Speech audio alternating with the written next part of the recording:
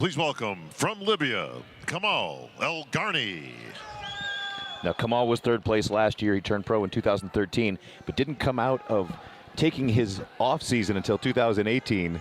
And since then, he has had some great showings in the Olympia at the Arnold.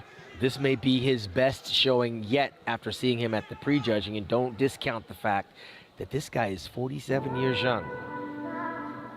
Took the long road here. He was out in purgatory for a while with another federation. Finally got the invitation to come to Ohio and compete in the 212s at the Arnold Classic, and came out there and won that championship. Came here a year ago, didn't fare as what he wanted to do, but today at the prejudging at the Expo, you couldn't take your eyes off of this guy when they had those call-outs, and he is in the mix to potentially win here tonight. The tools, and I've just get the passion and never give up. I mean, I could have easily gave up when they stopped me 4 years. They don't want to hand me my pro card. I've easily said, okay, but now it's done, and I'm done with bodybuilding, and I'll do my other bits. So I said, no. I want to be in that pro show. I want to be in that Olympia show. I want to be on the pro league, whatever shows. So, and I've never gave up. So this is the things, you never give up. Never give up. You reach, whatever. It's not just bodybuilding, for everything. So that's number 5 then. Never give up. Never. If there was a tagline for this, we've got it nailed, man. We have like never give up, and then there's like flames coming up and like guns or blah blah. Mate. Never give up. Welcome back to episode 12 of Bash Bros podcast. We're very honoured this week to have Mr. Olympia of 2 and 2. We have Kamal on. How do you pronounce your last name? But I didn't want to try and... Elgargni. Yeah, I'm glad I didn't even try that, to be honest. I'm Welsh, but my pronunciation is terrible. So for those who don't follow Kamal, if you're watching this, you know who Kamal is. But head over, give him a follow. Mr. Olympia, we're very privileged to have him on. So hopefully we can extract a nice bit of knowledge from this man today. But everyone knows you as Mr. O, so if you could do us a little rundown, bud, what got you there? What got you into bodybuilding? Just a little summary. Yeah, okay. I will do as short as I can because I've got a really, really big story behind me. So, That's right. Yeah, I mean, I started bodybuilding in Libya, back home in Libya, which is in 1993. And my first show was 94, was in Mr. Libya. And I mean, I trained for about months, and my previous coach, my God, give him a rest in peace because he just passed away 2 weeks ago. He saw me after 6 months of training, and he said, because he's actually champion himself. He used to live in Germany. And he said to me, Kamal, if you get the right team, I think you will be a world champion one day. So I said, really? I said, well, you've got the potential. You've got all the physiques. I think you will be a good bodybuilder one day. So he put that in my head, and I really wanted to go ahead with it. So after 6 months, I said, we took a break of training. So we took some pictures, and I came to him back. I said, listen, this is pictures being taken, whatever, at the beach. What do you think? Can I compete? And he said to me, me and my training partner, he said, Kamal, you can, but your friend is not. So we prepped for 3 months, I think. And my coach normally, he doesn't show exactly what I've been taking. Say, Kamal, come to the office. Well, I remember till now, in that prep, I took 12 shots. I don't know what, and I don't know. He gives me like a tablet, take this, take that. So really prepped without even know what's the names, what I've been taking. Okay, so I trusted that guy, and I did my first show. I won my first show was 75 kilos. And then I said, that's me, I'm Libya. So first show, I won my Libya. So I'm going somewhere else to get my dream or what I wanted, to be honest. I moved to Malta for 2.5 years. I stayed there, and then from there, I moved to England. So I'm cutting it short. I've struggled really big time. My dad, he doesn't want me to leave then because we have a successful business as a family business back home. I haven't troubled because of money or whatever, needed money. No, just like wanted from me. My dad is always, what do you want else? What's this? You like, brother said, no, I want to make it myself. So I was left without even my dad is happy. So 3 months, he never spoke to me. And then he sent some people like sneaking behind me, see what I'm doing, if I'm really training. So I was training, just training, work. And then I moved here to England. I was studying English. I said, like, because I've never spoke one word English. I've never spoke English. So he said, okay, if you want to go and speak English, but I know I'm going, I'm not coming back. So I've kept training. So I came here for English language. I studied for the college, I think about, I'll say 8 weeks, maybe 3 months. And then, you know, colleges are expensive and I didn't bring much money because I've never asked my dad for any penny. I said, I want to do it my own. I don't want to ask him. If I want to ask him for anything, it will be one-way ticket back home. So I don't want to ask anything. And slowly, I did my first show here in England, I think in 98. I did the Midlands, qualified, come third, and then I didn't do the show to the Britain because I haven't been long enough here, 6 months. They've told me you have to be 1 year here, 12 months to compete in Britain. So the year after I did the Britain, and I won my class. I won the Midlands, and I won my class as the Britain. The year after that, I won the overall Britain, and I qualified to do the qualified to do the world champion, which is in Thessaloniki, Greece, which is NABA class 4. I won the overall class. I won the overall NABA world, and then I won the overall European as well. And I did like the Pro-Am, and I did a few shows actually. I won them, but this is actually the biggest show I did for England. I competed for England. And then I did, what do you call it? There is a show in Wales when I did the Pro-Am Oscar. So the next day I did the Wales show, which is an IFBB. It's the first time to do an IFBB show. I drove down to Wales. I won the overall. I won my pro card. That was 2002. I won my pro card, and then I've got invitation to the New York Pro. Used to be a New York Pro. So I said, okay, me and Mike, oh God, Mike, the British guy, we flew together. I forgot his surname. Mike Sheridan. We flew there. So we competed at the Night of Champion. No, I mean, you know, the big names. I remember the Victor Martinez won the show, and then was Milos actually in it. King Kamali, the big names, Victor Martinez, George Farah. I mean, the big names. So, you know, when you are new, nobody knows you. So you didn't ever get a call out or whatever. So I said, for me, that's it. That's my first show and my last show. So came back to UK, and then I've got the invitation from Qatar to compete and represent Qatar. So that's when I made the change, to be honest. So I went down to Qatar, signed a contract with them to represent Qatar. I've stayed there about 10, 11 years, competing as the Asian Championship and the World Championship. I won about 5 times World IFBB Championship. I won 10 times in the row the Asian Championship. So there, it's different.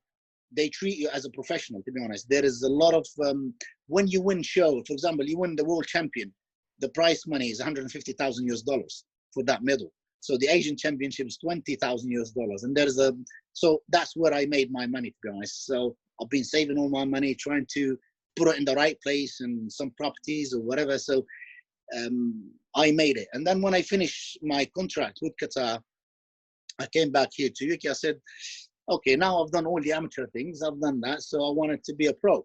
Just do it for me as back home. I just did the gym here. And it's like, I wanted to compete. I had some issues with my pro card for 3 years or 4 years. They didn't want to give me my pro card.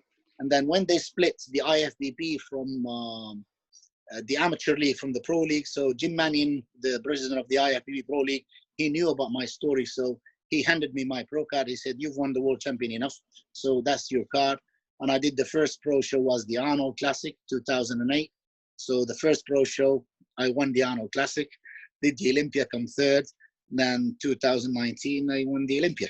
That's quite quick, and because there's a lot of struggle as well in the way. And as you know, you leave your home and you got nothing. You don't speak the language. You haven't got your paperwork and to work. And this, I've struggled a lot. I mean, I remember like times like I haven't got no one penny in my pocket, and I'm struggling big time. I left home with $500, and look at myself today. I'm really like proud, and I've got everything around me, and I've got what I wanted.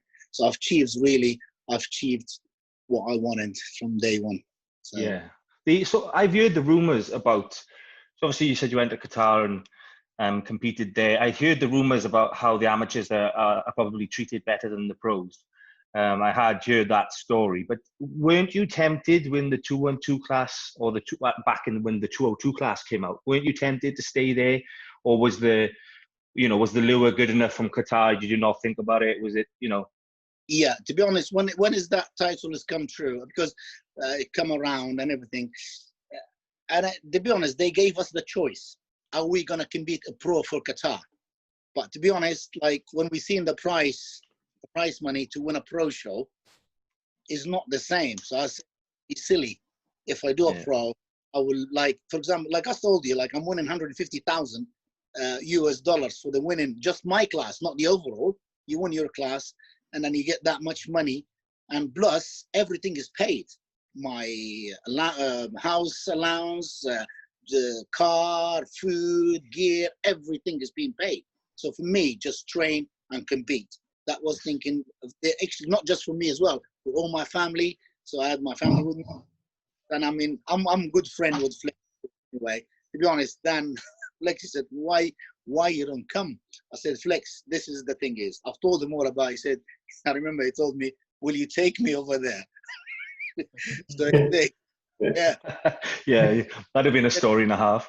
Yeah, I mean, it is all be silly, but now, I mean, okay, I know maybe I missed them few years, but if you see it as a finance-wise, it's better for me to stay in Qatar because I made everything. I'm happy now. I've got what I've got. I'm comfortable. As you see, I haven't done all these shows like the Arnold and the Olympia last year, the year before as well. I've got any sponsor. Just got started now, getting like sponsors and that. But I've done them in my own, so I don't really need any sponsor, to be honest. I could prep. I've got myself, so I could do any shows, and I'm comfortable. That's one thing I have noticed though, is that you're very old school. You keep your head down, you do your work. And you're not particularly in everyone's faces. I mean, that's one thing I'll take my hat off to. There's not many guys out there these days who are humble enough just to go back to their craft and go and improve and then come back to it, Yeah, I mean, to be honest, because I was there myself one day, I've always looked at to the big pros. I looked at them as with the respect, they are big and they are things, and I've always like watching them, and I've seen their attitudes and the way I look. There is some ways which some of the pros I wouldn't agree, but why will I change? Why I would be like a different person if you're Mr. Olympia? So to me, it doesn't even change 1%. Yes, the title, it's there. It's fair enough. But would it change me with the way I've been growing all that way? And I've done like all the amateur. I think with the amateur league, everybody knows who I am as an amateur. Whatever, like winning the world champion is about nearly 10 times between NABA and the IFBB. But when you turn a pro, I'm always that kind of person, lying back, do what I have to do my work, and just do it for the stage. I wouldn't do it for like to be a big mouth, or I don't know. That's my personality. So I'm happy with it. That's sometimes, to be honest, they're moaning at me, you're not doing media enough, whatever. So I'm not doing this for the media. I'm doing it for the stage, for my love. I want to be media to me. To be honest, I've got my son here. Like when you send me the link, and I said to him, "Come on, help me out to do it." I said, first, I don't. When somebody asks me to do something, I will do, but I don't like to push myself. No way. I wouldn't. I'm not there for sale.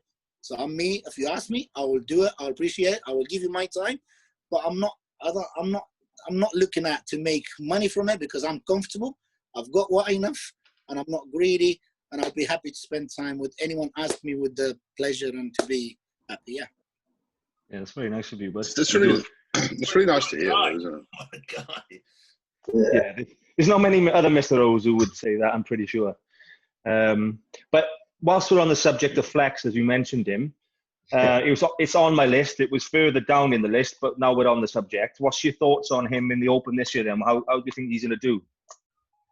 Well, I mean, to be honest, because I've always speaks high Like sometimes, like people that say to me, "Oh, stop licking his ass. You are Mr. Olympia as well." But I'm not. I like that person. He always helps me. As soon as I turn the pro, he straight away rang me. He gave me a lot of advice. People they don't know. So if I needed anything, I've always like asked him. Even with the media stuff, he always telling me what to do, what to start, where do you go out, where do you not. So he helped me, that guy. Okay, kind of what he's gonna do at the Olympia, I think he will do very well. I think he will do very well. I wouldn't think he's gonna have like, he's gonna put a lot of weight, as it's gonna be a lot different as weight-wise, because he's been in the game for a long time. So, you know, guys, it's not easy to put muscle on when you are like, he's been in the game for a long time. So you gain a little bit. But I think with his physique, with his shape, we've seen him like, he's like 220. When we posted some pictures, he looks great on them pictures. But when we see him on stage, that's going to be completely different game. So I'll never judge them pictures. But I think he's got the tools that he could do some damages. Yeah, I think he will, especially with this line, with lineup this year, I think he will be top 5. I think so. Yeah, no, I agree. With Flex out of the 212 now, who do you see as a challenge for yourself? Because there's not that many big names now in the 212 division, which potentially leaves, you know, you to add up a couple of championships over the years now. Well, to be honest, I think every one of them is a challenge. Okay, I've always believed on, like, you go to the show, you have to give your best. You have to beat yourself every time. So, I mean, we know Derek Lansford, he's the man. He's always been pushed in the media, always been like, he wants to have that title. I mean, he's got a great physique, but the thing is, he's not really coming like as crisp as lines or whatever details. But I think that will come in a time, because he's still young and he's not been in the game for a long time. But I think it depends that day, to be honest. All of them is a threat to me. I will do my best, and I'm not looking up to them. I'm looking up to myself. I want to beat myself. That's what I'm doing this year. So if somebody else, one of them, is beat me with the respect that he's better than me, as long as we'll be fair judging, it's fair that he definitely beat me. So for me, any one of them is a threat to me. That's what I put in mind. So I'm going to beat him, and I'll be better than last year. What were your thoughts on George Peterson at Tampa, the one who stepped up from Classic? I mean, I think I've seen George Peterson when he did the Classic last year at the Olympia. I think he was more sharper. I think he was better. Tampa Pro at the moment, yes, he's the best there. But to be honest, the guy he comes second, he's got better structure. I think he's got better, but probably a bit sharp. But I don't know. He's a good. I don't know. I judge physiques. I don't think he was 100% on this in Tampa, to be honest. He could be a little bit. Smoked like green. He wants to have like more, he'll be more sharp. As we know, the Olympia, they go for condition. So I think he still has, I haven't seen like pictures that I think he was sharper. I don't know with me at the last year Olympia. What were your thoughts on the open class?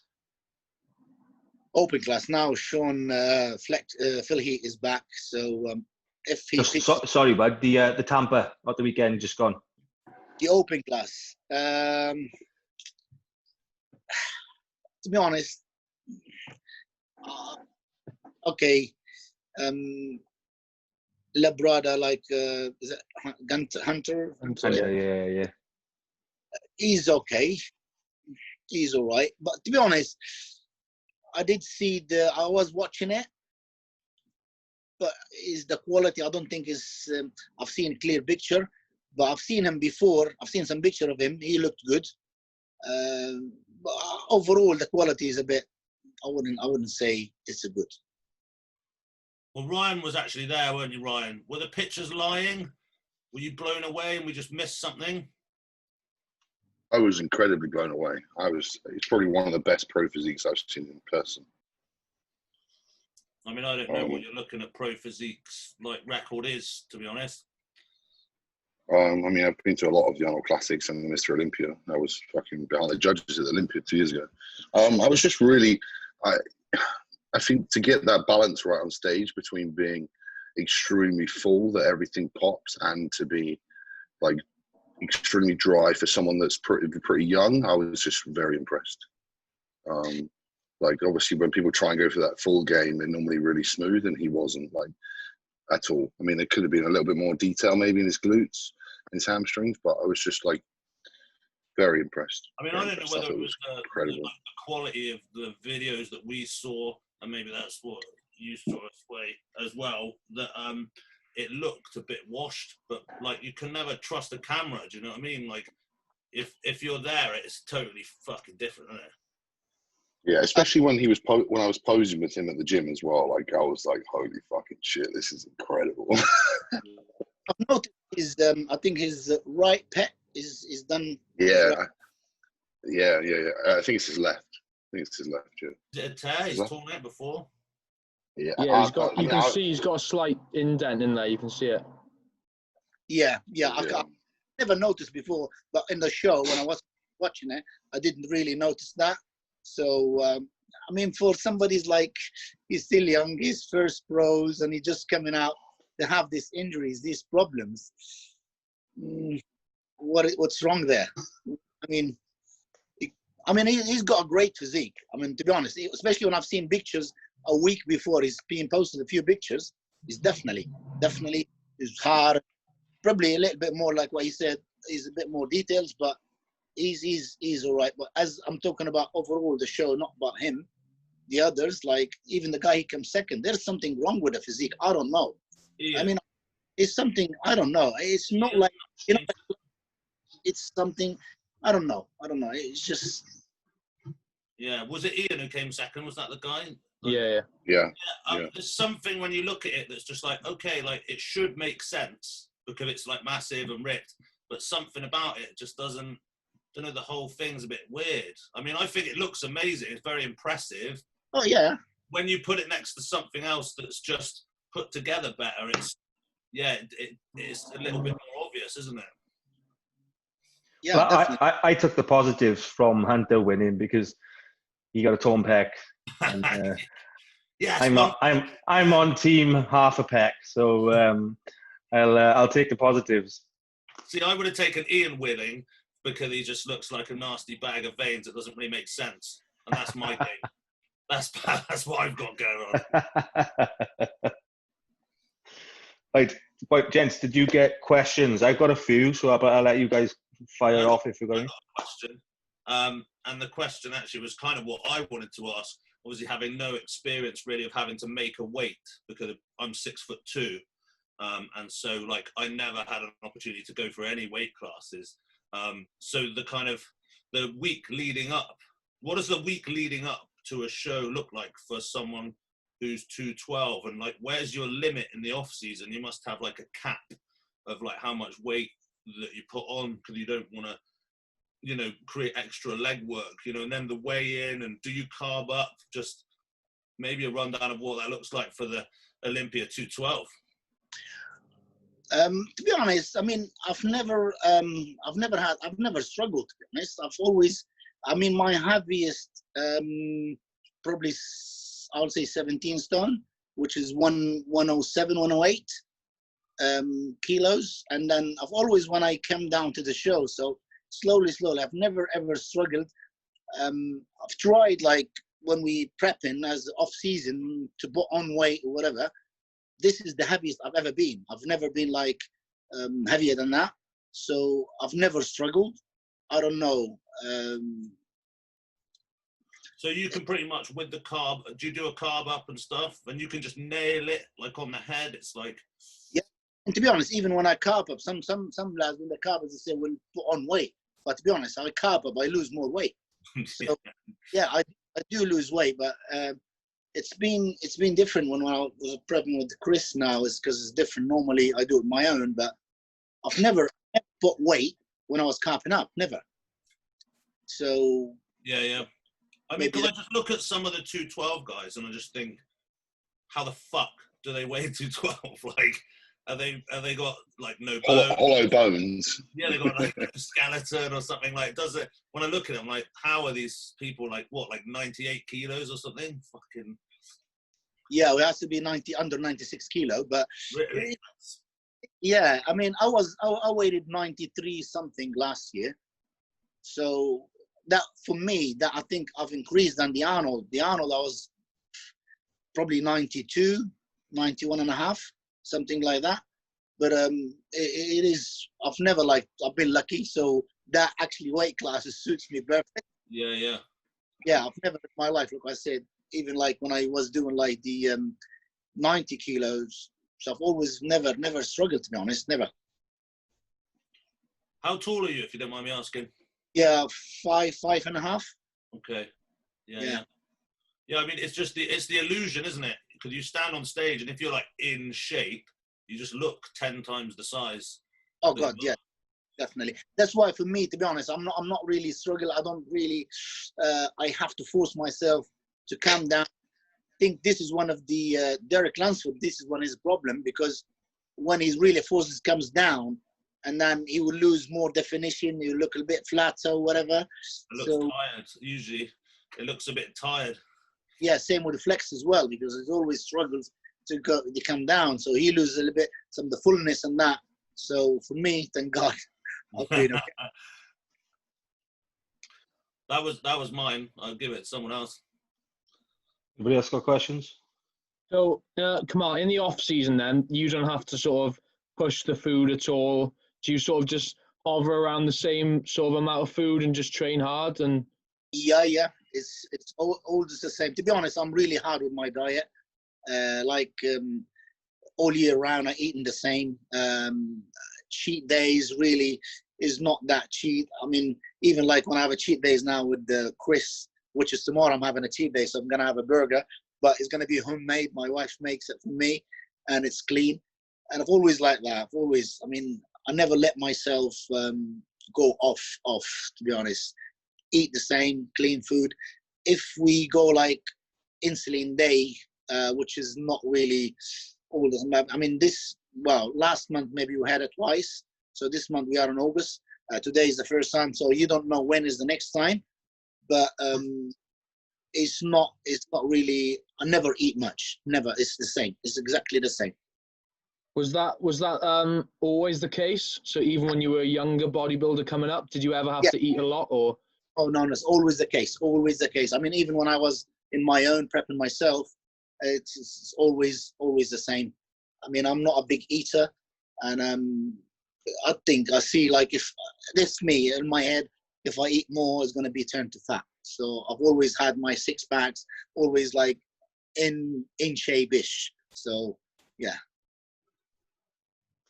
My other question as well, which was just from me, is obviously you're from Libya, which is a Muslim country. And Yeah. are you a practicing Muslim? Do you do Ramadan and stuff? And how do you flip that round to allow you to train? I mean, for example, this year is the first time. Normally, especially here in England, because it's really long, the day is so long. Yeah. Last year, I've lost 8 kilos. So I do lose. I really lose some body weights. I change like day to night. I'll stay all the way, wake up till like till 3, which is sunset here about 3. So that's when we stop. So we've got about 5 hours. So I need to manage to eat 3 meals. So I can't eat anymore. So all of what I need a drink. Training wise, normally I train before my break in the fast. So at least I'm ready to go home to just eat. This year, I've trained different, because with the lockdown, I said, okay, the gym now is on my own. So there's nobody in the gym. I'll train at night. It did suit me big time. I've lost maybe 2.5, 3 kilos.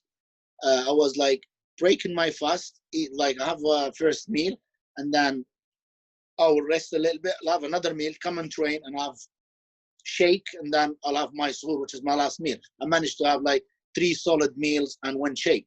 To be honest, I've lost about 2 kilos, 2.5, and my training was really, I felt really good. When you train like empty stomach, no food, weaker, but I think I will always be sticking to what I've done actually this year. Yeah. Cool, man. So what improvements do you think you've made this year versus last year? Well, to be honest, I was focusing a little bit more in my sweep, my legs. It's definitely improved this year. Working on my lower back, a bit of thickness and that. To be honest, there is improvement. Been doing that. The thickness and everything. So it is. I've been working around. So because it's the first year I've been using like a training coach. Normally I train myself. Chris is doing all my nutrition, all my prep and everything. But training coach, which is a guy from Qatar. But before the lockdown, me and Chris, we went there to Powerhouse Gym in Qatar. So for a seminar. But the owner, the Powerhouse told me, we've got a guy here. He's a very good with training techniques and that. I said, okay, let me train with him. So I've trained with him. I've definitely felt, because I've never done a lot of angles and, I felt good with him. So since then, when we come back, even Chris, he told me, yeah, keep working with this guy. He's good. He's doing really good techniques and that. So I've been working with him and I felt the difference. I definitely felt the difference. So that's why the plan for me to move back to Qatar to prep my the last 3 months. But it's definitely has been improved. Definitely for me. So what's the training system as such? Is there a particular type of training that he's promoting for you? It's kind of. I mean, normally I train the old school, the normal just. Biceps curl, barbell is the normal, but he's just twisting things, moving the benches like whatever, putting stuff underneath my ass, and it's a different angles, moving like my feet this way, one single leg training. Or I mean, the thing is like what we see with Charles Glass, when he trains his guys and that, is similar kind of training, but with like more like positive and negative and 6 like this, 6 like that. And it's really hard training. And do you go heavy, or is it more focused on intensity, or? Yes, intensity and really technique. It's heavy. No. Even myself, normally I don't go heavy. So I do. I mean, if I don't do 8, 10 reps with the weights I'm comfortable with, that means it's heavy. So I don't go less. My reps always 8 and 12. So if I don't do them, that means the weight's heavy for me. It's really with a nice slow technique and that. That's always me. So basically, Dan, this promotes the fact that we're coming back to genetics, and ultimately, some of the people have just got the genetics. You look at Kamal there. I mean, Kamal's clearly got an amazing mind to muscle connection to be able to put that much force in the correct area to develop a physique like that. I just don't think there's literally a fly on my camera.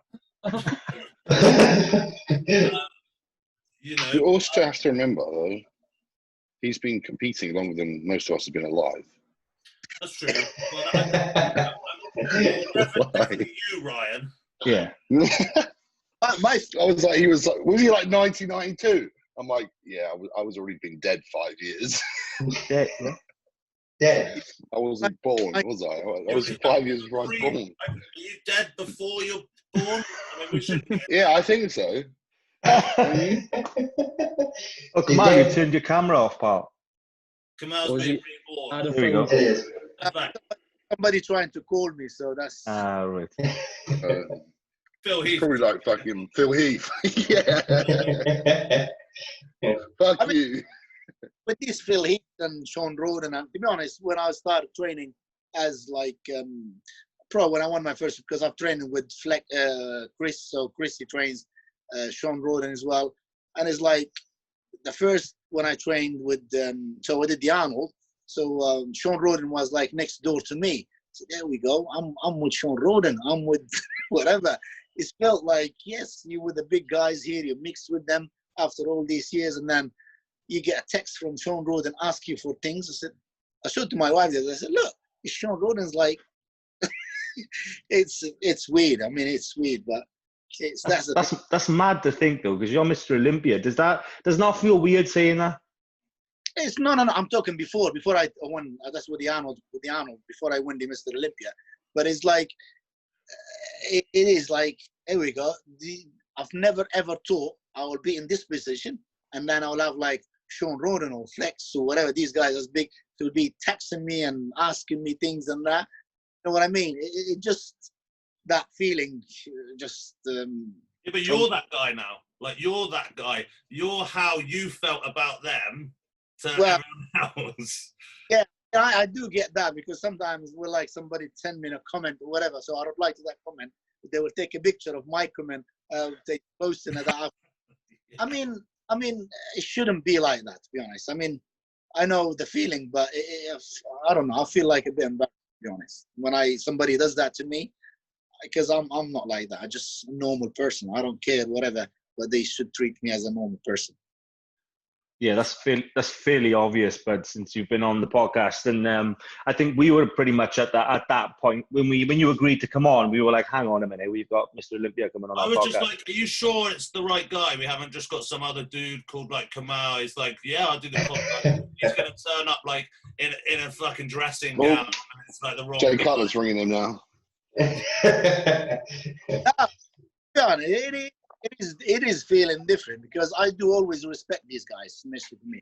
But last year, I come winning the Olympia, come off backstage, so I faced Jay Cutler straight away, and he said to me, "I've heard you saying you're going to retire." I said, "Yeah, this is my welcome to the Olympia, win the Olympia. That's there." He said, "No, you're not. I want to see you again. I want to see you once to defend your title." So you get like that from Jay Cutler and from these guys. They want to see you again. You feel like, oh yeah, okay. I said, wow, because he was prepping, Chris was prepping him as well. And Chris looked at Chris. I said, what do you think, Chris? You think we'll do it again? He said, yeah, 2, 3, 4, 5 years, we can do it. Well, that's it. And I mean, you see, like, because we always looked at these kind of people as a legend, to be honest. And and then from these guys, they'll ask you to come back again. And Flex Wheeler as well. I mean, he said, we haven't seen this kind of physique for a long time, or this line, the classic, whatever. It's nice to see you again. So, and then you think, well, you think, is that me, right? Mm-hmm.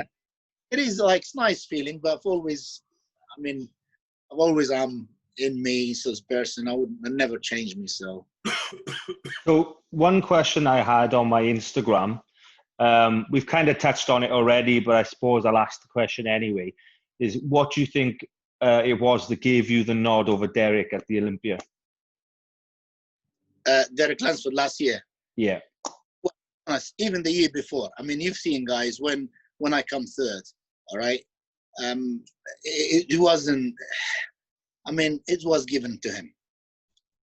By disrespect to the judges or whatever, because he was the big name, as to replace Flex, and they never thought I'm going to be improving from the Arnold, which I did. So he always likes condition, and I don't think he's got enough details, especially like the top half as well from the front. He always looks 4-3. I think if he improves that, he will be dangerous. And he knows himself, and he has admitted that as well. And he said, my luck, because I had to struggle to come down. So that's why I'm not into that kind of lines. So yes, condition for it. He's like 250 at the moment. Yeah, you have to be careful what gets said, because Ryan's like probably sat next to him right now. No, I'm not. Ryan's everyone's fucking mate. Anyway, no, I'm not. Yeah, but Ryan, you make a good point though. If he's 250 now, he's got to be careful, really, because he's not going to. Within a few years, he's not going to be able to come down, is he? So, I think next year will be his last as 2-on-2, if anything. Maybe this year. He's 250 with striated quads. So I'm like feathering too, and I'm like, bro, it's fucking, where's the fucking 40 pounds gonna go? I don't know. Well, exactly. So he's probably going to have to suffer too much to get down, which leads on to what we said, that he looked like a bit tired and flat when he came onto stage.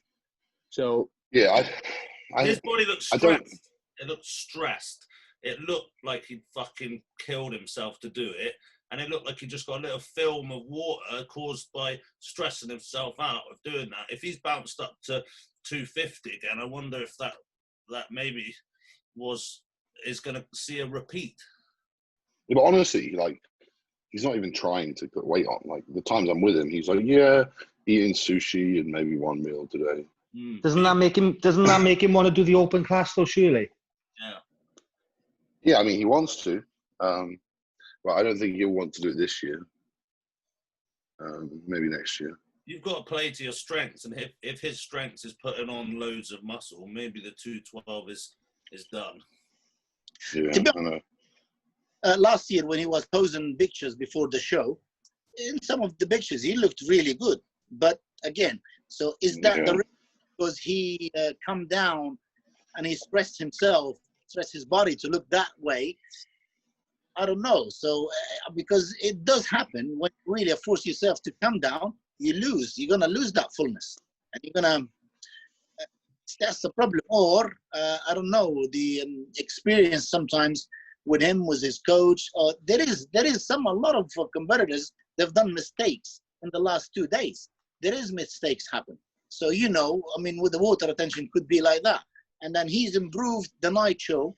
He's actually improved a lot, and he took a lot of water out.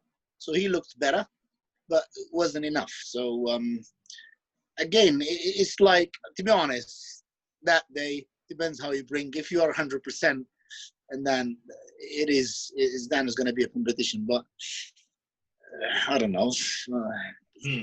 But you're going to kick his ass anyway. Yeah. Yeah, good. See, like if sushi is, I mean, for me, sushi is going to be that's a cheap meal. I would never touch it. I would never touch it. I'll have to eat into that list Chris sends me. Without that, I wouldn't even touch anything. So that's for me. I don't care, whatever, but I wouldn't touch anything unless it's going to be in that list. So I'm that much strict. So, and to be honest, what's your weight at now, Kamal? I'm 105. That's first thing in the morning. So it's about 16 and a half stone. So I don't know what's that in pounds. So I don't know. Come on, Dan, you're the brains. 225, 230? 231. 231. 231. Yeah. What's the heaviest you get up to? Like what I said, I get up to 17 stone, which is 108, 109 max. That's it. That's it for me. I mean, that's when I'm really fully taking whatever. So that's me. I've never ever in my life run. And your body composition then is normally pretty good, or do you like? Does it get out of hand for you? Like text whilst you're doing this, because he literally told you all of this about 10 minutes ago. What? Do you just text? And he said I was 108 and my condition was really good. I have abs all the time. Yeah, I know, but like for him. Yeah, but he's already said it. He said he always keeps his abs and he's always in. Yes, I know, but like how bad, like, when you have abs, like, you're like fucking vascular, or like are they just like Ryan, what do you want him to do? Strip off and show you now, or how's he gonna just? Hey! We got a couple more viewers now. Jack, your turn. Sorted that out, hasn't it? So when you get up to 108, what do they do? What do they get worse? One of them talks and phones the other and says, "Hey, you coming out tonight?" He's like, "Well, I don't know. I'm going to be a bit veiny. I'm going to be a bit," and they just sort it out amongst themselves. To be honest, I mean, as soon it was as a serious question. Yeah, to be honest, this year, like when we started our prep, and I've got like Chris sent me 2 pictures. I said, "What are you thinking?" Pictures from last year. I said, "What are you thinking? Why are you sending me these pictures?" He said, "This year, bigger and leaner." I said, "I'm ready for it. Let's go ahead." So I'm listening to him, and I believe, to be honest, I believe in him big time. So I trust that guy. He's been good for me, and I really feel relaxed. So you've always been spot on, whatever he's been saying. So how many people do you think are actually listening like that? Like, because you obviously trust the guy, you respect him enough, and you're doing it like 100% and stuff. But you could see, like, when I see, do you remember there was that thing with like Neil Hill and Bonac and stuff, and like, you could just tell that Bonac was never doing anything like that he was told. There is a lot of people. Like, I mean, I know once I've introduced one of the pro, without saying the names now, I'm introducing him to, he's been begging me to Chris. And I did. So that guy, he competed at the Arnold Classic. He did qualified to the Olympia. He did the Olympia, but he wasn't good. I said, why you've changed? It's about four months he's training with Chris. I said, why you've changed? Like, why you're not with Chris anymore? He said, well, I know more things. I said, but you're not looking better. You're looking worse. I said, yeah, that's what I said to him. I said, you don't know more than me. And I've been in the game more than him. And he said, I said, why you hired him then? Why? If you know things, you carry on your own. I mean, he's never, ever been since. He's never been in common condition. So that guy is, I mean, I was Samir Trudi. So anyway, I've said his name. But yeah, it's like, he's got a great physique. That guy, he's got a potential. He's got a really nice round physique. Again, condition. He doesn't listen. He just he eats whatever. I don't think his diet is right. It's, to be honest, I would say 70% to get into that condition is a diet. It's really how strong with your diet. So if you're not listening, what's the point to hire a coach? So simple. Well, a lot of people think that there's like some magic. They'll be like, you hire the coach and then there's some magic and then you can still eat whatever the fuck you want and then you win. Yeah, because some people, they rely on the diuretics. They said, okay, well, that's just the water. No, it's not water. It's a... Yeah. So, and water with diuretics, I will to get rid of it. No, you're not. You're going to hurt your kidneys then. You're going to harm yourself. So you do the job. Start pissing blood, mate. Yeah, so it's not, I mean, I know it's very, very hard. Not easy, but there's no other way. It has to be all or not. So we saw last week that Samson obviously got declined travel. We touched on this before I started recording properly, but have you started the visa process in terms of getting out there for the Olympia and everything? I've got my visa already. I've got 10 years visa, so everything is okay for me. But like what I said, I mean, if I had the chance and if they open again, I think I'm gonna go. I'm not gonna wait. I'm gonna go there, which is I've got the invitation now. But I've got. Do you actually have a 10-year visa? I have a 10-year visa, yeah. Yeah, so you can come. There's no problem. Yeah, but the thing is, from here we can't fly. It's the rules from England. That's why they said you cannot fly to America. That's the rules. So there's 3 airports in the US that are currently flying from the UK to the United States, which is New York, Los Angeles, and Miami. They're the only airports taking international flights from Europe at the moment. If you have a visa, you can enter, because I've had a few people that have come in and out with visas. When they came recently? Yeah, last week. Oh, I didn't know that. I mean, I had. If you actually have a visa signed off and accepted, you can. But as where Samson didn't have a visa, he just went to go to the UK airport and said, "Look, I'm going to compete in a bodybuilding show," and they were like, "Oh, that's not essential," because he didn't have a visa. If he had, "Oh, I've got a visa," they go, "Oh, fine." I've got 10 years visa, because the reason why I've got 10 years visa, because I'm one of the 7 countries. I was born in Libya, the 7 country that Trump has been banned to got visa, which is Libya. So when I applied to have my waiver, what they call a waiver visa, no, you have to be down the embassy for an interview. So I went and did the interview. That's 2 years ago. I did the interview. They gave me a stamp, but my passport, my British passport, I've got 10 years visa. So it's still valid. So you better get packing then. Yeah. You're going to go about that. I would in the definitely. morning. I've definitely been looking into that for sure. Oh, Do you know what visa stamp it is? it's 10 years visa. I don't know. I've used it. I've been using it the last 3 years. I've been using it. So never. You don't know what letter? They normally got a letter. You don't know what letter it is. V for visa, I reckon. Well, no. So like, as a professional athlete, it should be a P1. If he has a P1, then he'll be allowed to enter. No, it's a visit visa. Oh, like just a holiday visa. Yeah, it's 10 years, valid for 10 years. I think Kamal's going to look into it, Ryan. Yeah. So if Kamal can travel on this visa, Ryan's kind of responsible for Mr. Olympia being able to travel. Like, No, it's not my fault. Ryan, I'm you just better trying get to preparing the spare bed. It's all right. Yeah. It's all right, mate. We got a couch here. Yeah, you're on the couch then, son. yeah, you're. Yeah, come on, it's Olympia. I love it. That really, I'll look into it. I've got a friend of mine. He knows the ambassador of the American ambassador in what they call it in Romania. I'll ask him. He's a good friend of him. I met him myself, the ambassador. So I'll ask. Ambassador of America. The American ambassador, because I've been invited to Romania, early this year for a seminar. The ambassador actually was there. So, and his friend, his very close friend, so he invited him to the seminar. So I'll ask him. Cool. Yeah, Yep. I think you should. It's not just Ryan doing the name drops today. Yeah. The Queen had just been round earlier.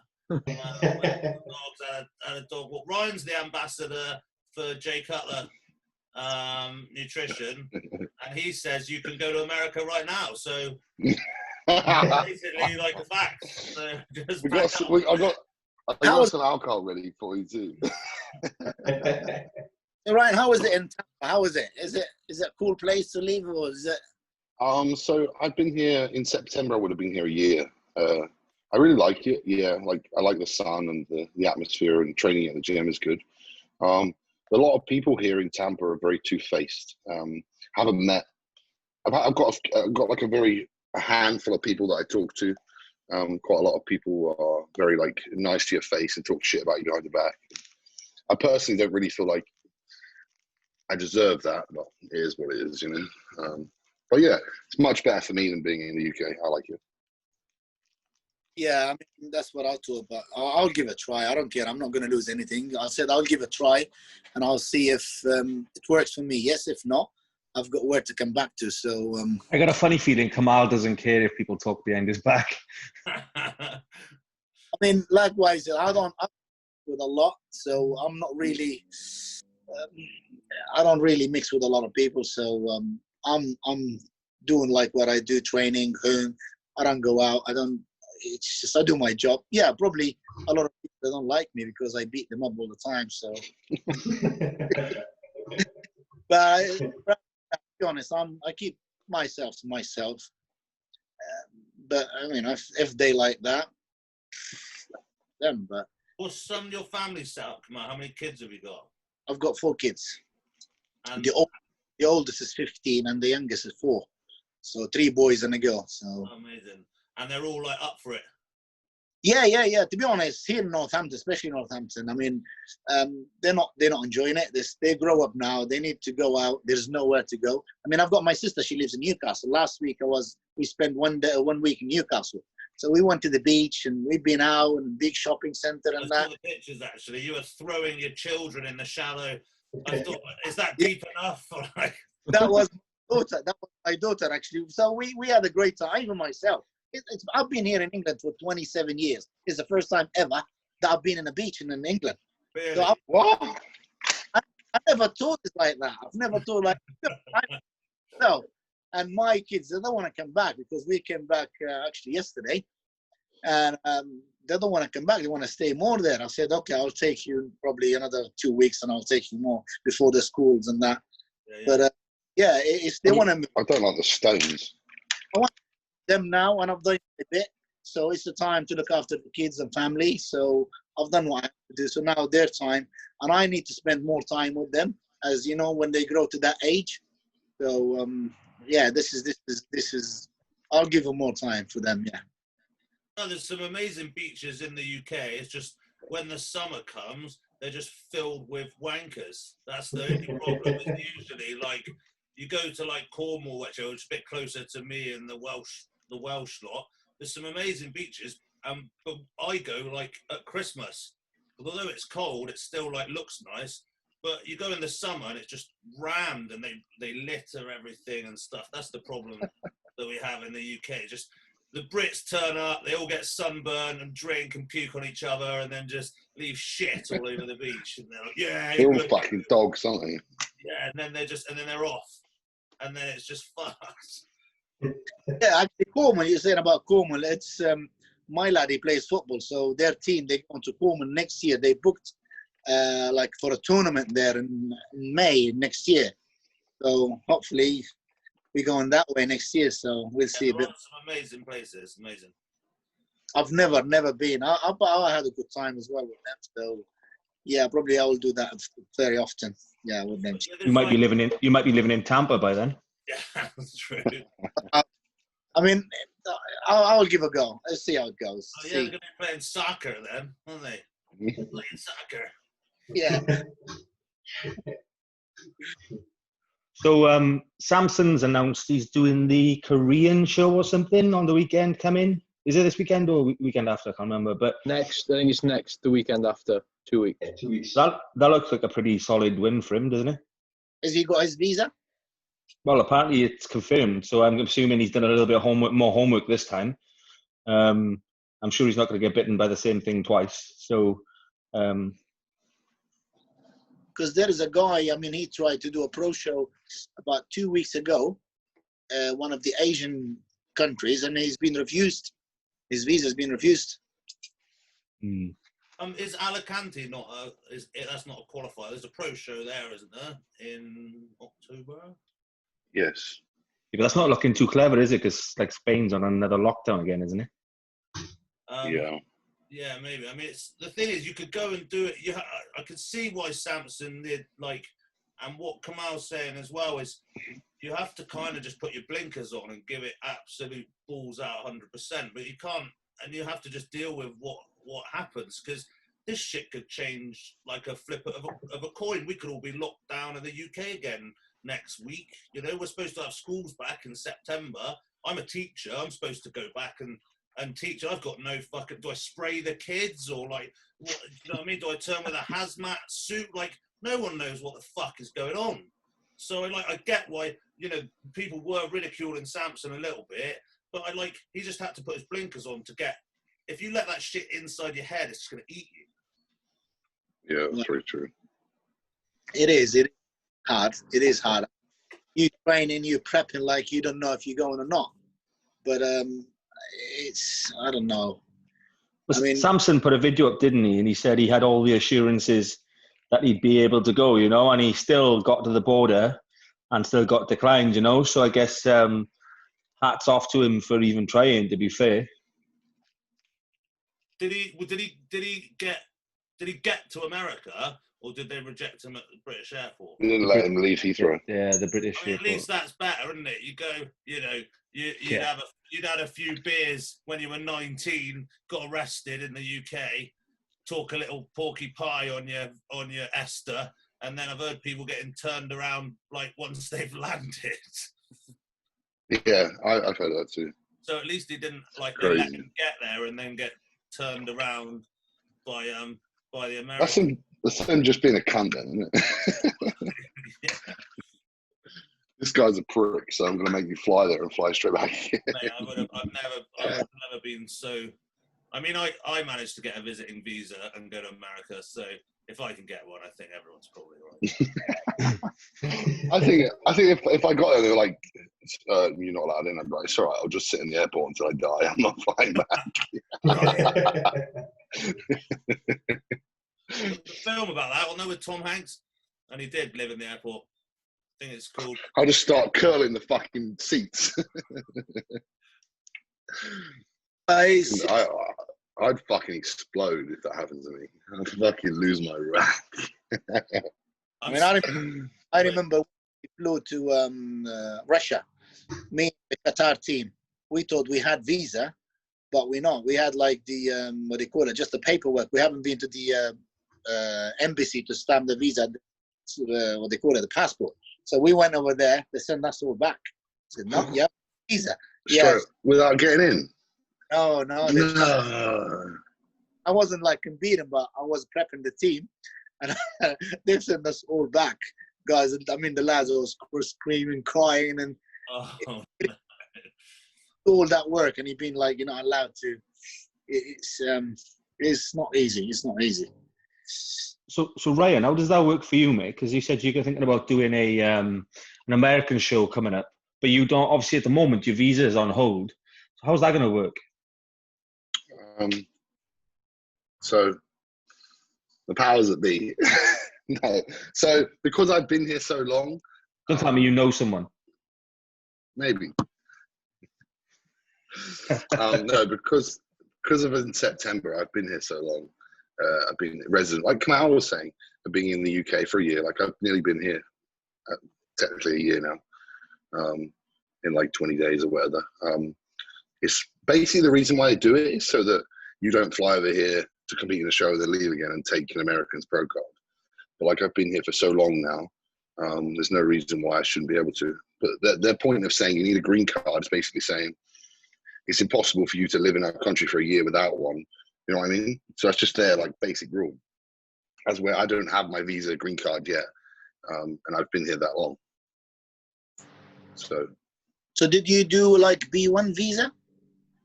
So I've applied for a P1, yes, but there's two parts of a P1. There's the professional side and the amateur side. You can apply as an amateur athlete as long as they think like you can get approval from. Like, so I had Flex Lewis write me a letter, Jay Cutler write me a letter. I've got the president of the IFBB, like Tyler Mannion and Gary Udit, to write me letters as well. So like stuff like that. But obviously, I've got all this. Like my contract from the PPI, I've got letters from the Olympia, I've got letters from the IFBB, so I've got all that. But everything's it's crazy, right? Yeah, but that's exactly it's the same as me. So even though I've been here, nothing's happened. Same as you. Have you got an Olympia letter too? Yeah. Yeah. Downloaded it off. I just photoshopped his. Yeah, I from what they call it, the tax, because you know why winning prize for the Arnold, for the Olympia and all that, I've been taxed, so they deducted my tax. I've got all that paperwork as well. I gave it to the listener, so I think yeah, because I mean, to be honest, last year the Olympia they took $15,000 of my winning prize. So I've got all the paperwork for that. I gave it to him, but he said still like, I don't know. So we'll see. I think I have enough paperwork, but I don't know. Smart. So you get taxed out there and taxed in the UK as well? No, because to be honest, a bank account over there. So all the money, so the winning prize, I just keep it there because if it comes here, I'm going to spend it. So I said, just save it there. But they tax me there.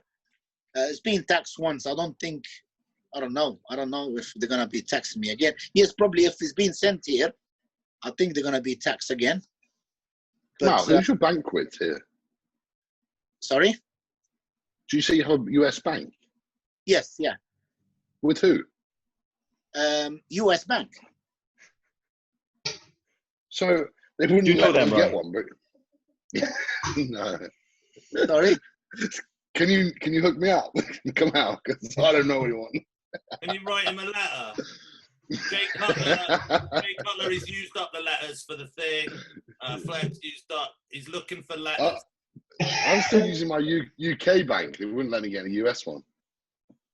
No, to be honest, I went to the one of the banks over there, and I've got help from my friend, which is he took me, and I've told them like I want to buy a property, so I need to open a bank account. Oh, okay.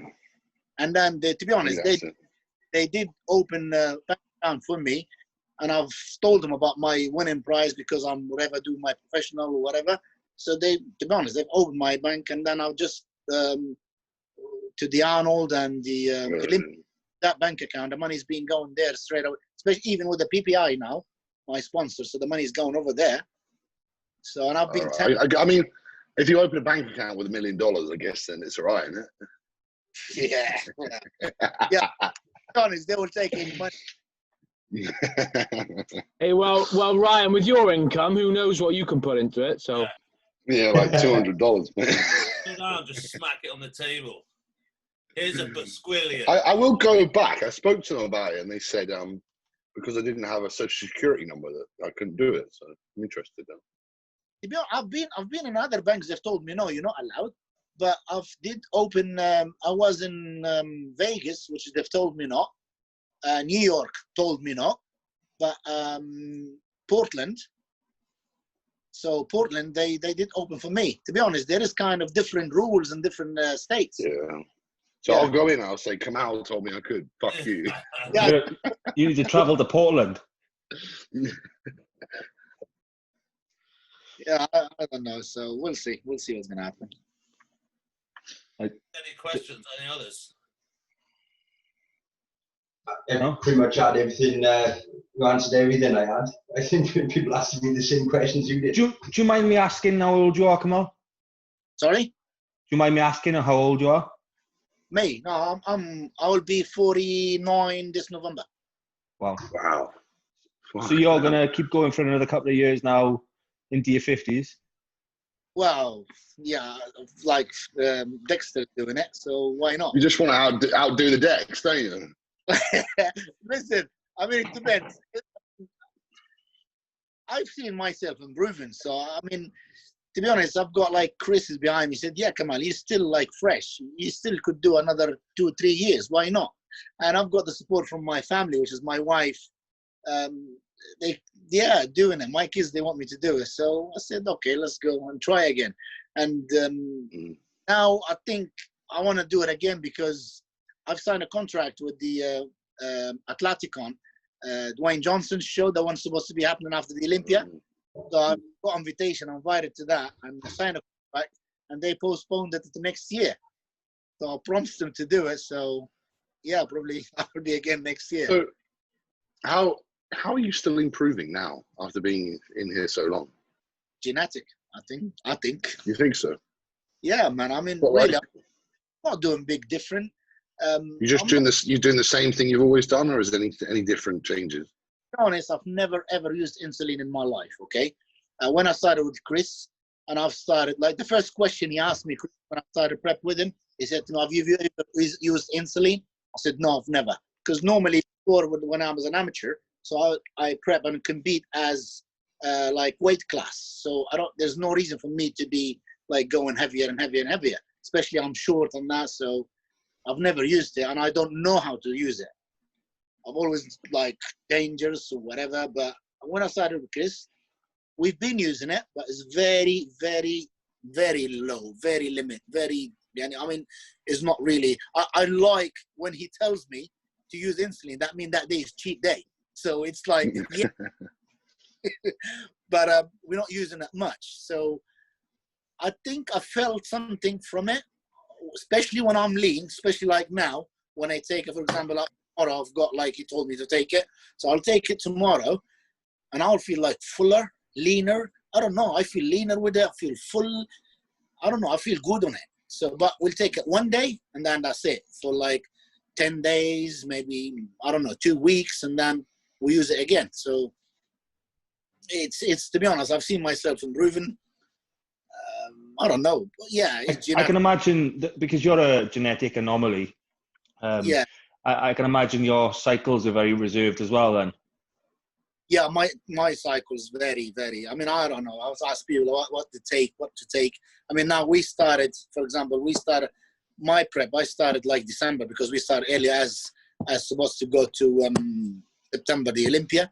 We started then and then we've had a postponing. So I'm just taking tests. We just added equipoise now 2 weeks. That's it. That's all I'm taking. Test and equipoise, that's it. I mean, all tests all the way. And then we added the equipoise just 2 weeks, just the last 2 weeks. And what about growth hormone? Do you take growth hormone? Yeah, I'm taking 3 IU. 25 and he's 50. Of course he does. Hey, of course he's taking. I'm not taking nothing. I'm clean. I'm taking 3 IU we started with the 3 IUs. I'm taking 5 IUs now. So that's for me. I think we tried to take 8 once, and I couldn't handle it. It's my really joint and wrists. I couldn't even sleep. So it is really, really strong for me. 5, I'm struggling with it at the moment. But 4 IUs. So basically, 5 IUs, some tests, a little bit of EQ, and you can be Mr. Olympia. Depends if you have my genetic. Yeah, Exactly. And your blood. Yeah. Yeah. Fuck. Yeah. So now, hopefully, I don't know but we're gonna be adding, as the usual, like whatever, probably Primo and trim acetate and what do you call it, Mastron, probably something like that, whatever. So nearer to the show. So, but we haven't done any cardio yet, nothing whatsoever now. So I'm leaner, better. So I don't know. Like what I said, I don't know what's coming tomorrow. Whatever he says, I'll do. But this is basic what normally we take. It's mad. It's mad. It just highlights the difference, you know. You've got someone like Dan, who's on the call there. He won the Universe last year, and he's going for his pro card now. But he's eating 7,000 calories a day, training like a savage. And obviously, you know, he's literally the extreme. Like, and then you've got you just casually coasting along, just clearing up. If I did what Kamal was doing, I wouldn't look like I trained. I don't think. If I did like the light training and stuff, like my body wouldn't respond. I don't have the connections. I don't have like that mind to muscle like thing. I have to pick up heavy shit, and that has a downside to it. If that's what you're like, is that I'm also not going to have the longevity that Kamal has. I'm 36 years old now, and I reckon I've got like 4 or 5 years max.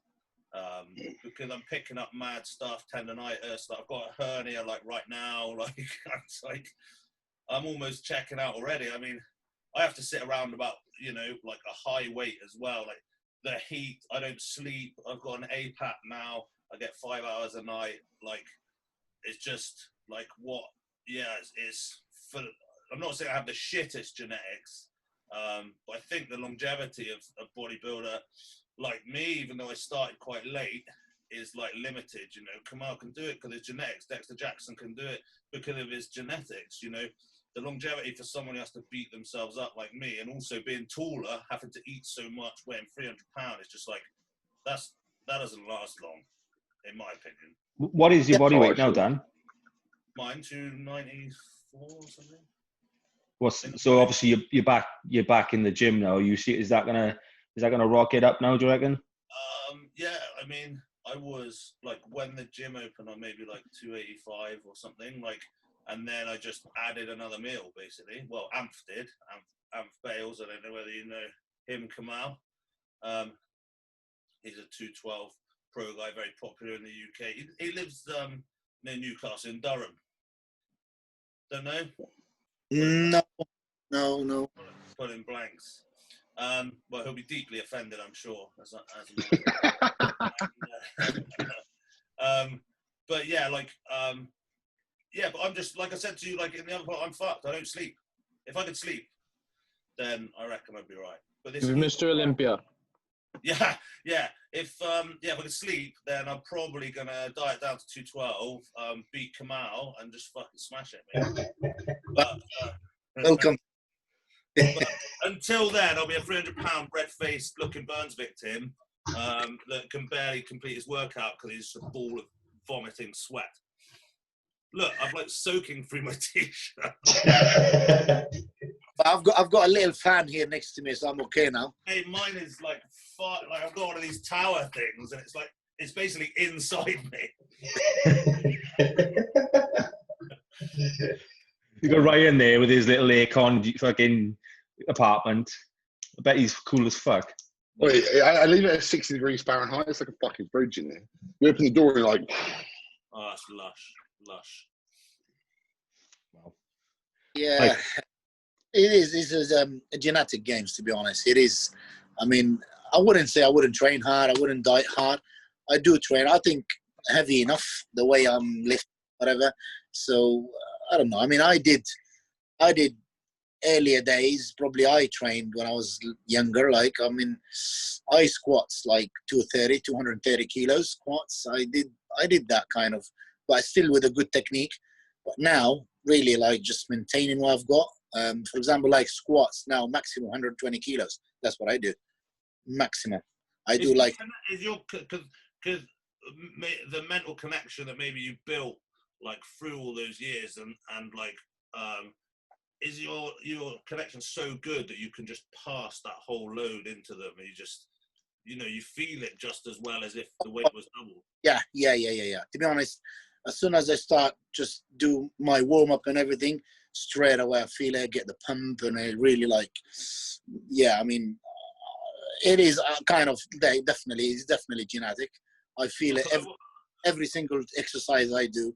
Really feel I get feel the pump, and all the time like this. So because I wasn't taking it away from you, like saying you don't train hard or anything. I just like it's like the knife edge like thing. I think if you're like slightly worse genetics, you play it closer to the injury game because you kind of feel like you have to. Because let's face it, Dan. You look at Kamal now at 49. He doesn't look 49. If he was doing Branch Warren style training, he probably wouldn't even be competing right now. So,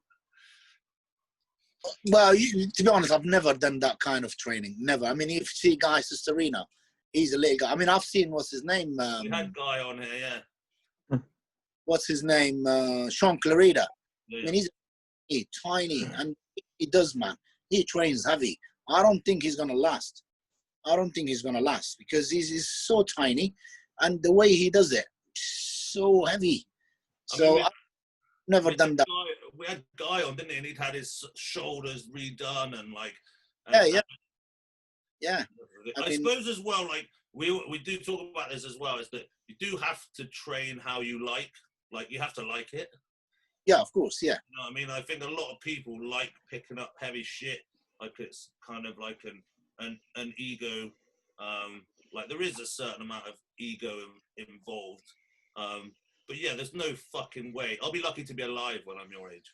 Like let alone like I look like worse than you already in the face. I mean, I reckon now probably thinks I'm 35. So I reckon he looks younger than Cuba, and Cuba's like 13. Yeah, true. To be honest, I don't know. Maybe yes, I had a rough time when I was little. Little when I moved here and that. But to be honest, when I moved to Qatar, I had it a lot easier. They've looked after me very well, so there's less stress. There's no whatever. So even now, a little bit, but I'm comfortable. I'm not working. I've owned my gym. I've got my business back home. I've got 2 gyms back home, so I'm quite relaxed. So comfortable. I'm not thinking how to get some money to prep to spend on my stuff and my preparation or whatever. So I don't ever think of that now. So it's there for me, and that takes a lot from my head, a lot of stress. So I mean, stress is what will take you out eventually. Do you know what I mean? Teacher, I mean, you have to. I don't have to work. I don't have to work anymore now. To be honest, I could just even shut this gym. I just use what I've done, and I wouldn't say I'm like that, but comfortable. Pay my bills, and I'm not like driving the best car. On my car's maybe worth 5-10 grand. I'm not really that kind of person, but I'm comfortable. I've got food. I've got to pay for my kids, my family. Comfortable. I'm not greedy. I don't want that thingies, but it is a lot of stress. So I'm not looking up. I'm looking what I've got, and that's it. Really, it's not really. That takes a lot of stress off me. But do you not think that that's because you are who you are? Like you find people that are stressed. It doesn't actually matter. There's someone who could sit in your position and be stressing out anyway. AKA Ryan. Yeah, Ryan would definitely be stressing out. Ryan said that him not doing anything has made him more stressed. No, I'm not doing anything. I mean, I've got my work. I do my business. I run my things back to Olympia and that. But, I mean, I could sit down and I'm okay. But not working. I've I done. sit down and I've got really bad anxiety. And I'm like, I should be at the gym. I think that's just the way you're wired, though, isn't it? I think obviously Kamal is a very chilled out, relaxed guy, and you can see that in his attitude, which is translated to his physique, I guess. Yeah, I mean, Yeah. that's why he looks so 22, and that's why I look 50. He's got no frown lines. He's not frowned at anything. He's never been upset about anything and frowned at it. No, he'd just be like, yeah, right. To be honest, I noticed, just like I've been through a lot, and to be honest, everything now say, is it worth it to be upset?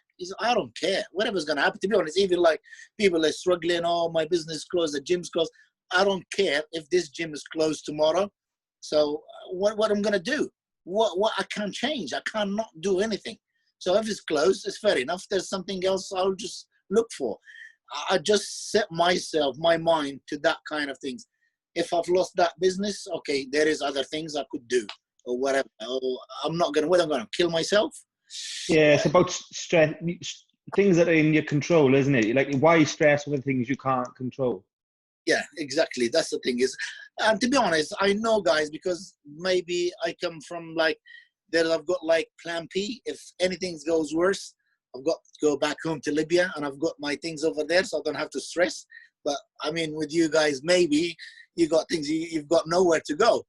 So I've got that kind of plan P. I even tell my wife, I said, if things going worse, we've got home, we've got things over there, just go there and leave that. At least as long as we've got something, we've got things to eat and to be fed, that's it. So I've always... I kind of get the vibe, though, that even if you didn't, I don't think you'd be particularly stressed. You're a pretty chilled out guy, and it's just in your nature. I think a lot of us could take some valuable lessons from that, to be honest.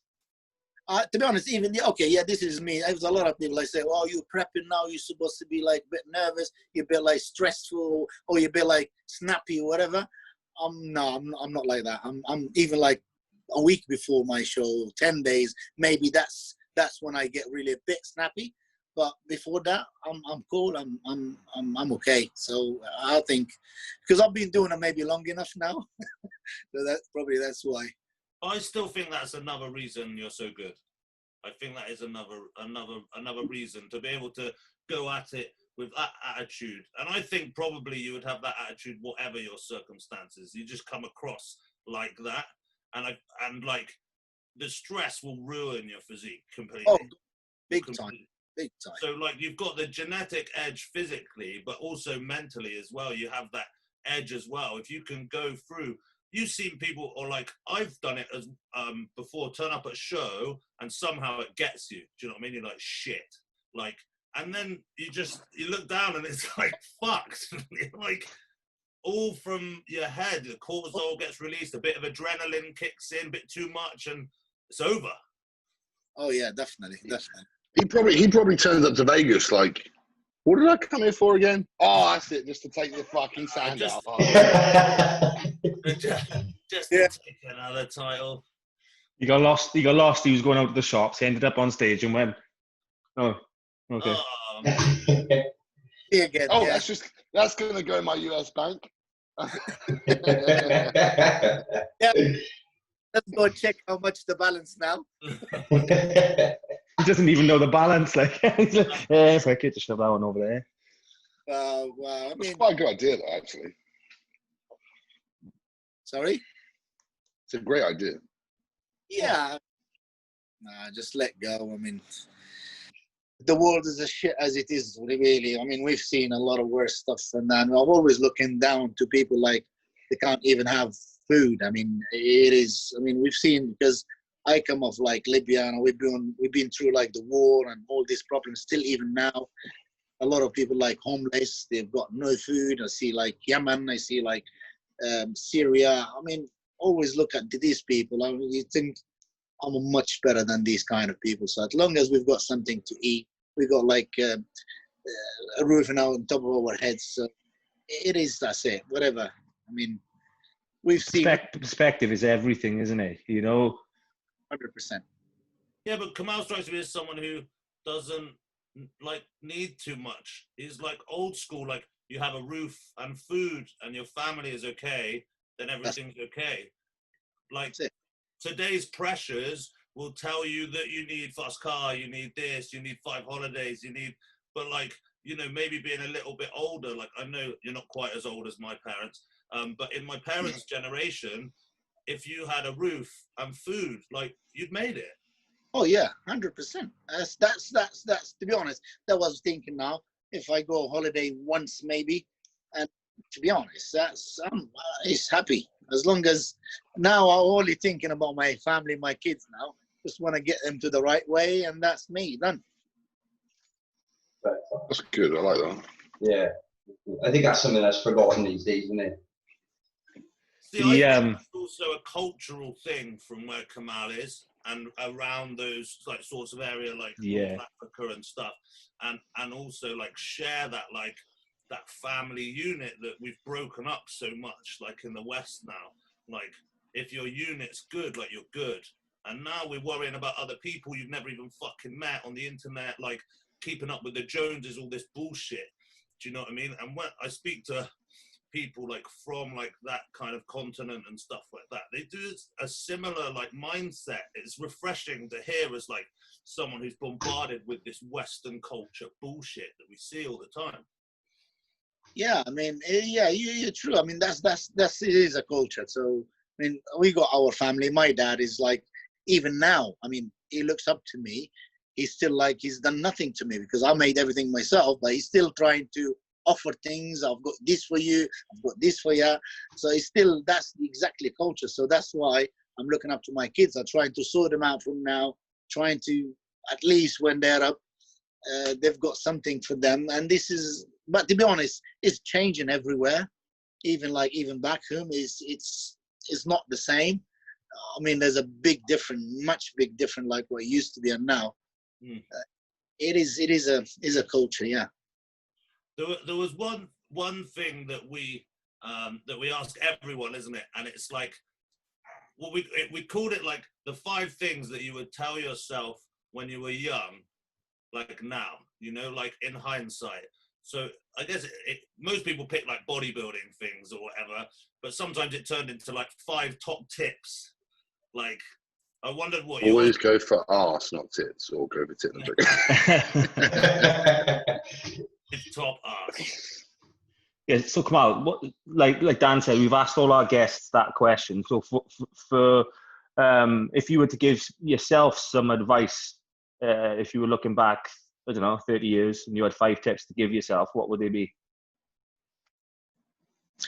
Probably I'll be, to be honest, the first one, I get married earlier. So I'd like to have my kids like that are a little bit older.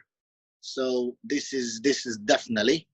And secondly, I wouldn't listen because I had a lot of people hold me back a little bit. I did listen to these people at the previous years. So that's another tip, that I wouldn't listen to no negative people, like always just that.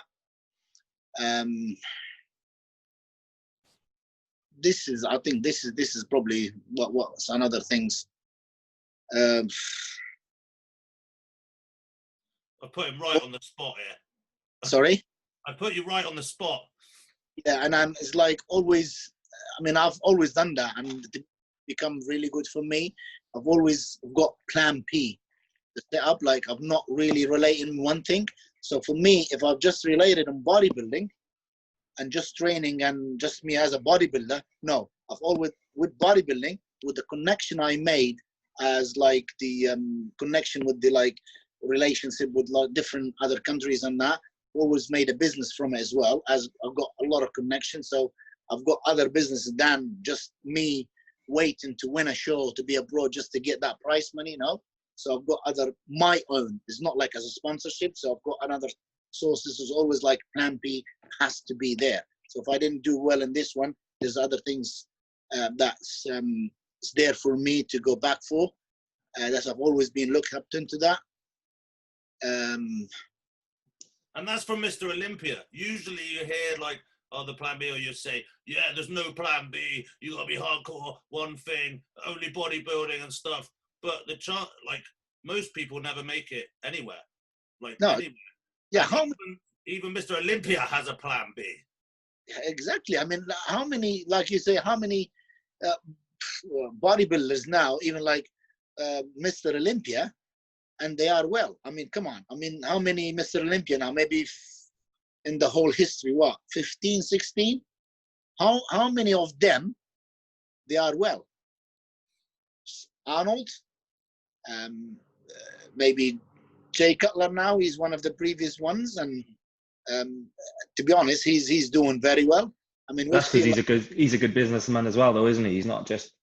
But that's why he didn't just say me just winning prize money. So he knows he put his money.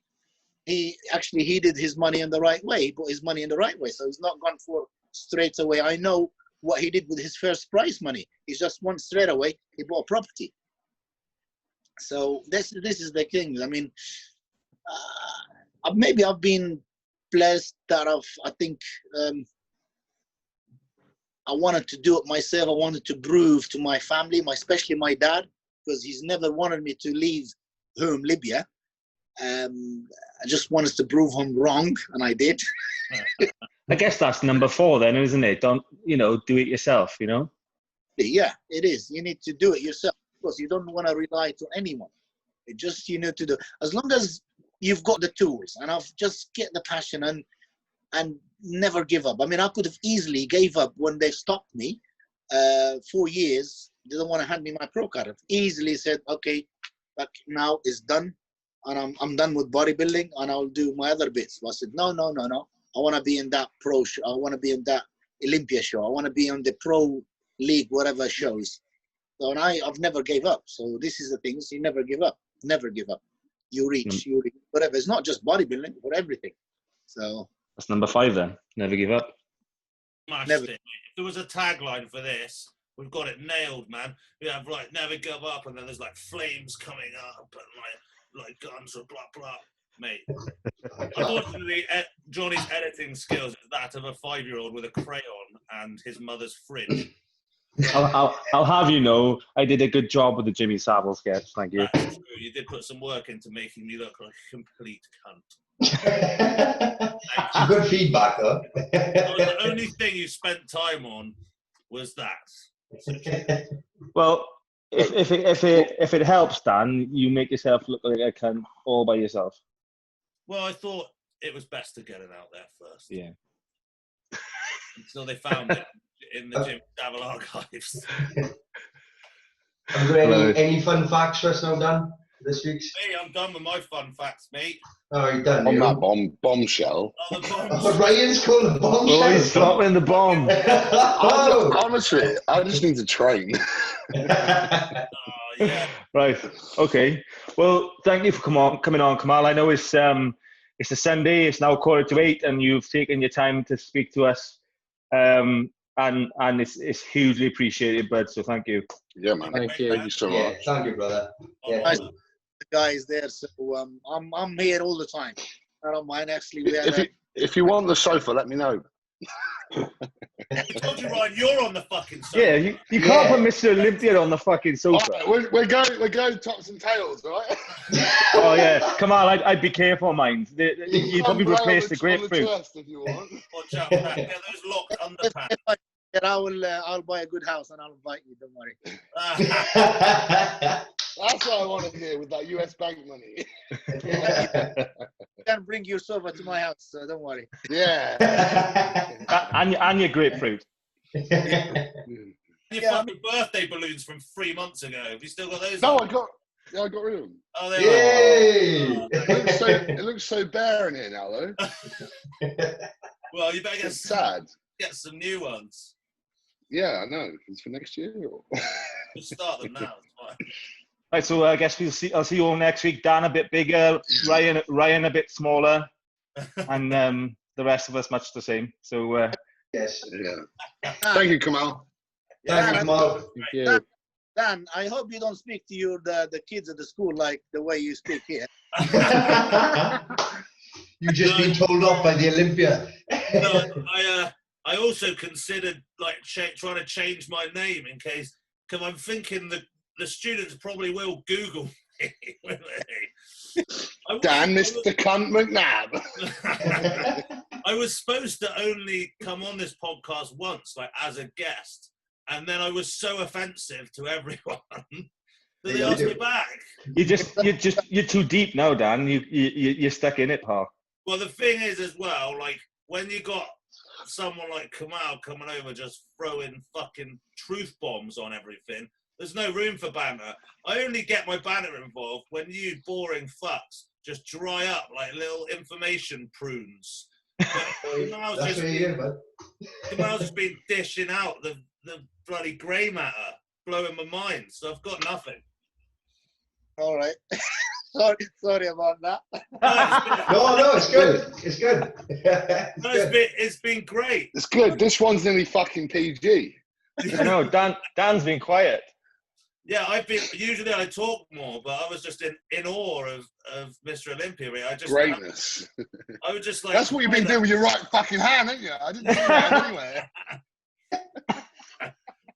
Mate, if it works, maybe. I'm not gonna lie though. I've got the fan on, and I'm only dressed in this t-shirt. Flashing away. He's going too far. That's how You high got it your is. fucking dick out. Well, just there's a towel somewhere around there. That's partially there. Fucking hell. No, that is a fucking bombshell, boys. I'm not gonna lie. That's the bombshell. We don't want to Thank you, gents. Thanks, Kamal. See you later. Thanks, mate. Stay tuned. Thank you, man. Thank you.